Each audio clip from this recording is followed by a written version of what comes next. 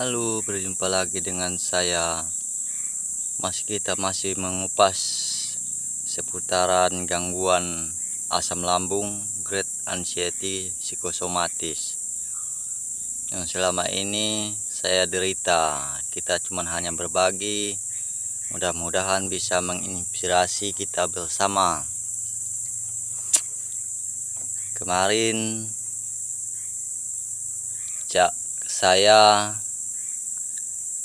teledor, yaitu dengan pola makan, pola hidup, pola pikir yang mulai sembraut lagi, dan terasa teman-teman, terasa memang itu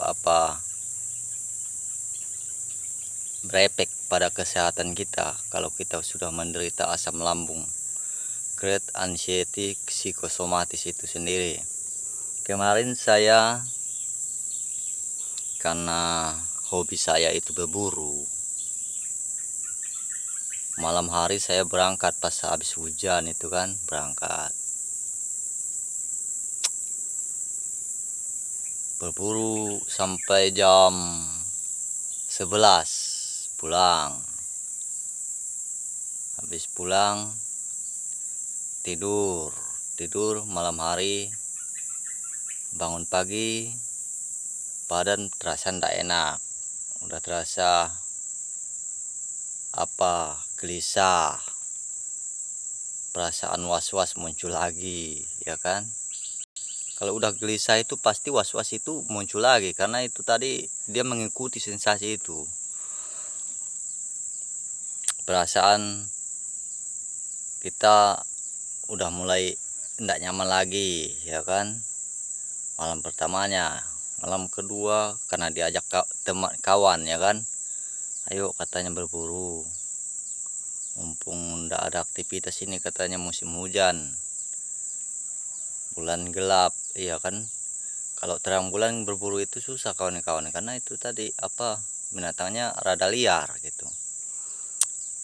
Berangkat lagi, pergi lagi, pulang jam 12, ya kan. Malam begadang 2 malam berturut. Pagi harinya langsung badan tidak enak, rasa mau demam, kepala mulai terasa berat, pusing, kelayangan, ya kan. Kaki mulai terasa dingin lagi. Karena itu tadi, cara kita menatanya itu memang harus disiplin kawan-kawan. Saya sudah buktikan sendiri, bukan cuma bisa ngomong, ya kan. Harus bisa kita kontrol, kita atur kedisiplinan kita untuk mengelola kesehatan kita itu sendiri. Kemarin habis itu saya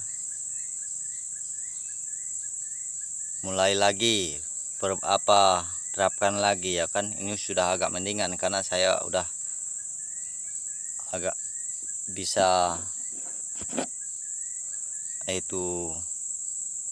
menerapkannya kembali. Kemarin semalam saya tidur udah mulai awal, makan udah mulai disiplin. Kemarin saya paksakan untuk kerja, puji Tuhan terasa nyaman. Pagi hari ini saya beraktivitas kembali kawan-kawan, beraktivitas seperti biasa.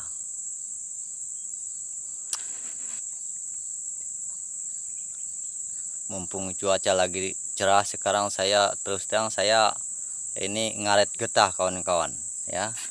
Nih tempat karet saya tuh.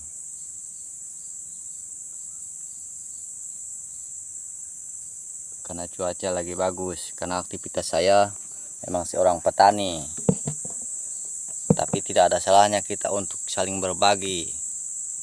Mudah-mudahan bermanfaat, mudah-mudahan kita bisa saling membantu satu sama lain, ya kan. Memang kesehatan itu harus kita sendiri yang menerapkan kedisiplinannya kawan-kawan.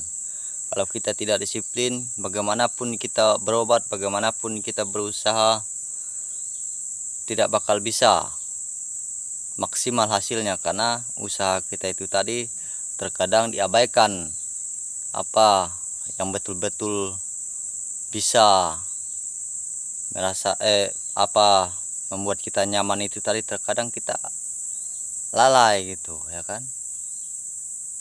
Pertama dari makan ini, penderita asam lambung juga harus pilih-pilih, jangan asal makan asal membat ya kan. Kita harus pilih-pilih, kita rasa dulu makanan itu ya kan. Makan yang berminyak itu harus agak dihindari dulu. Apabila perlu memang tidak usah dulu dicoba yang pedas ya kan, yang asam.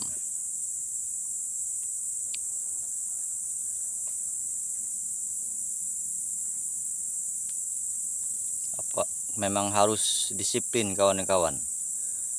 Makanan kita untuk para penderita asam lambung ini terus terang memang kayak orang gimana ya, katakan kita itu sakit enggak juga, tapi kalau kita langgar memang sakit, perasaan kita yang sakit. Makan ini memang harus disiplin kawan-kawan. Yang kita sekali kita makan, kalau kita makan kedua kali terasa lagi, harus dihindari, itu harus di stop, jangan lagi dimakan atau jangan lagi dikonsumsi, karena itu berarti pemicu terbesarnya ada di situ juga, pemicu kita kambuh itu. Dan yang penting itu memang harus disiplin kita menghindari makanan ini tadi, yang pedas, yang asam, yang berminyak. Makanannya yang enak kita konsumsi itu di lambung kita ini, di perut, itu adalah makanan yang bersifat istilahnya jangan yang instan, itu yang harus istilahnya yang betul-betul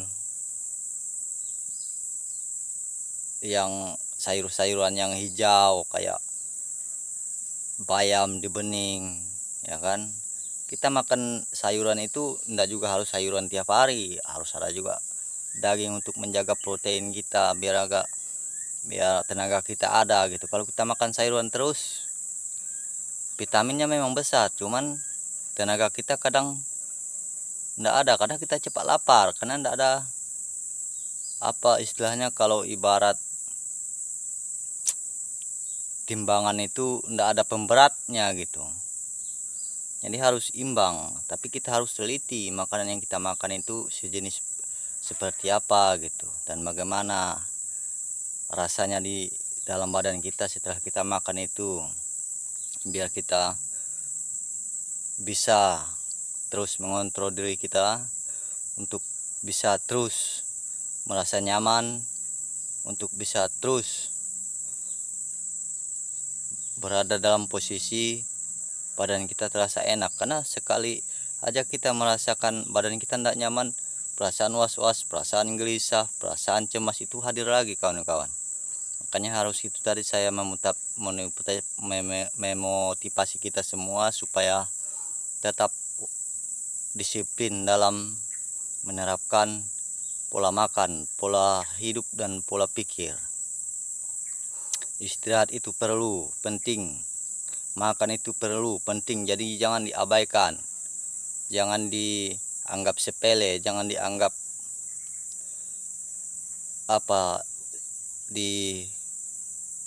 seperti kadang-kadang kan orang itu lupa misalnya jam makannya ini jam berapa. Tapi kalau saya teman-teman, kalau udah tepat jam makan itu pasti terasa gitu, oh ini perut saya udah terasa ya kan, harus diisi makanan minimal itu 3 jam 2 jam sekali harus makan. Itu tergantung juga, kalau misalnya yang mampu enggak makannya enggak masalah ya kan, karena ada juga penerapannya itu yang berbeda-beda cara menerapkannya itu. Tapi kalau bagi saya memang harus minimal harus sarapan lah untuk mengganjal perut kita. Apalagi saya ini orangnya istilahnya beraktivitas rutin, jadi tenaga itu harus ada terus, jadi harus kuat terus gitu. Harus power tenaga itu harus ada. Jadi karena itu tadi harus memang dari sumber makanan itu kita punya tenaga kawan-kawan. Jadi jangan juga terlalu diabaikan masalah kita makan itu tadi, masalah kita istirahat itu tadi. Jadi untuk kita semua, mudah-mudahan ini bermanfaat, mudah-mudahan ini bisa memotivasi kawan-kawan. Jangan lupa like, komen, dan share videonya ini agar bisa lebih berkembang lagi dan memotivasi saya untuk bisa membuat lebih banyak lagi channel di kemudian hari mengenai asam lambung. Dan nanti saya akan bikinkan tutorial tentang cara makan yang benar, apa-apa saja makanan yang bisa dimakan, buah-buahan yang bisa dimakan yang tidak terasa meningkatkan asam lambung kita kawan-kawan. Untuk session kali ini saya cukupkan untuk sampai di sini dulu. Mudah-mudahan ini bisa memotivasi kita semua kawan-kawan. Bye bye.